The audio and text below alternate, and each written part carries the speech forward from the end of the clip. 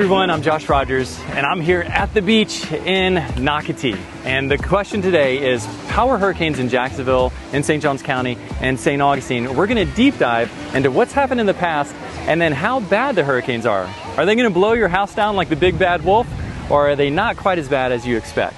And then at the end of the video, we're gonna brush up against what flood insurance is, how much it ranges, and then also the building codes in Northeast Florida.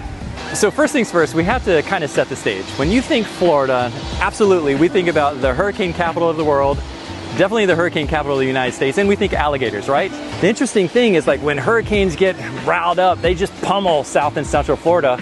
But whenever they're coming up the coast, there's like a little niche in Northeast Florida that the hurricanes just come up and they kind of do a bank shot off of, and then they continue on to the Carolinas. Believe it or not, the last direct hit of a major hurricane was in 1964. So for all the number junkies and the ones that like playing the odds, I found this.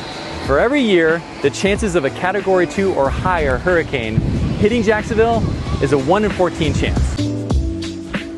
So how do you prepare for a hurricane?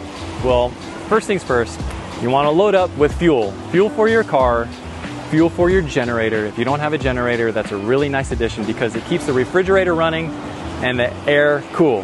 I know if mama's hot, everybody's upset. So we want to make sure that mama stays cool. You also want to make sure that you have batteries and anything to prepare you for whenever you lose power. I would also recommend that if you are the type that does want to evacuate, to leave earlier because the interstates get gridlocked really quickly and you could be sitting hours and hours in traffic trying to escape the impeding storm.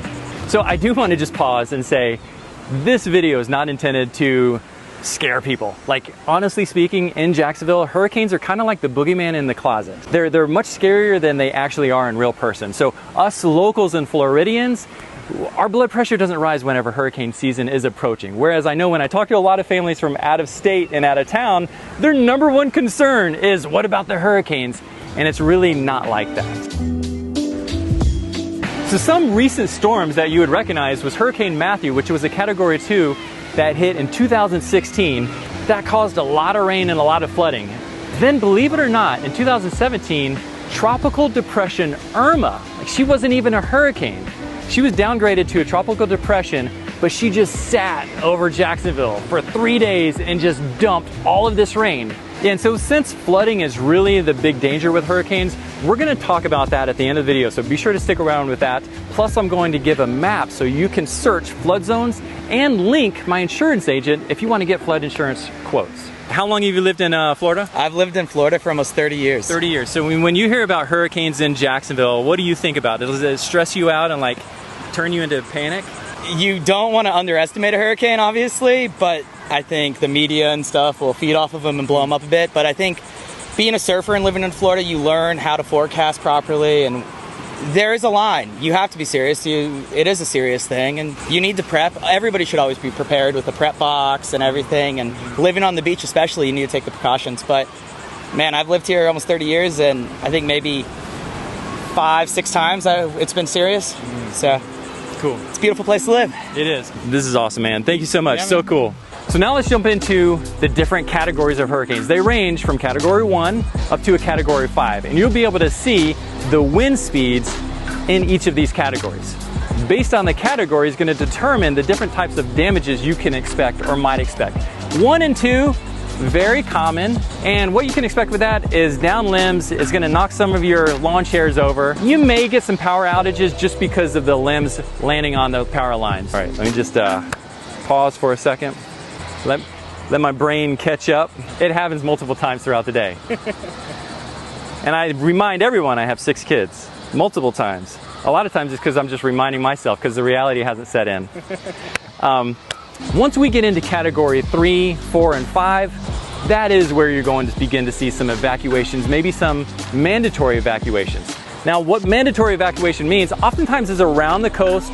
It's around the river, the intercoastal, and the reason they evacuate those areas is because flooding. Category 3, 4, and 5, that's where you're going to be looking for damage with mobile homes and maybe older homes. Now, the newer homes, you're really not going to see this. And if you're thinking, hey Josh, what about block homes? We see the block homes in South and Central Florida. Why don't they build block in Northeast Florida? Well, based on all the engineering plans and all the studies, it's just not necessary. The two key things that are really set apart for these wood homes here in Northeast Florida are higher wind-resistant windows and then hurricane tie-downs that anchor the frame of the home to the roof to the foundation.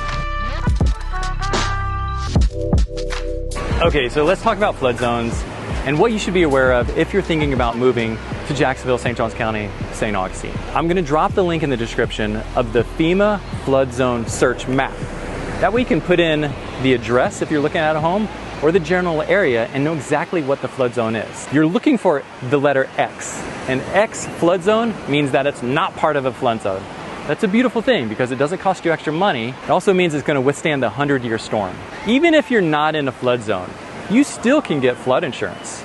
I just talked to my insurance agent. I linked her below, but I just talked to her this morning. She said, hey Josh, for a general house, general size in St. Johns County that's not in a flood zone, that flood insurance premium ranges around $300 to $600 a year. I say, hey, for $300 to $600 to cover yourself from the 100-year storm, go ahead and do it. It's worth it. After shooting this video, I'm afraid that I maybe turned the boogeyman into Goliath, and I don't want you to feel like that at all. Jacksonville is different from the rest of the state of Florida. So here's the thing, if you're thinking about moving to Northeast Florida, St. Johns County, Jacksonville, St. Augustine, I really want to be your resource, your go-to resource, and surely you have more questions. So reach out to me, send me a text with those questions that you're thinking about. It may be the different areas, maybe different communities, different builders, whatever it is, my goal is to make your life easier. So reach out and one of my amazing partners or I will connect with you and set you up with a perfect game plan. I'll see you on the next video.